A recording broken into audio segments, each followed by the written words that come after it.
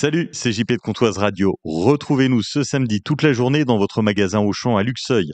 Participez gratuitement à nos ateliers radio, devenez journaliste, animateur, chroniqueur le temps d'un instant, que vous soyez adulte ou enfant, et tentez votre chance à notre tombola, à gagner des invitations pour le parc du Petit Prince, des entrées au terme de Luxeuil, des bouteilles de whisky Planche des Belles Filles, une draisienne, des coffrets grillotines des grandes distilleries Peureux et des bons d'achat pour la Conti ludique.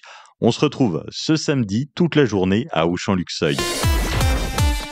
Comptoise Radio, conseil d'expert.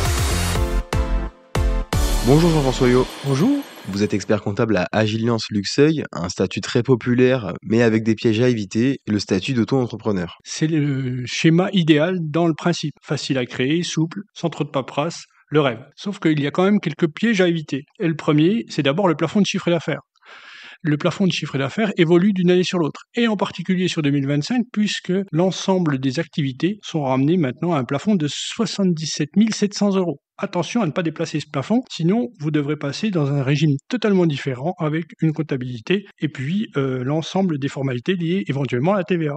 Deuxième piège à éviter, ne pas sous-estimer les charges. Ce qui rentre dans la caisse n'est pas votre résultat ou votre bénéfice. Il y a tout un tas de charges qui arrivent en cours d'année ou qui sont payables en fin d'année qu'il faut anticiper.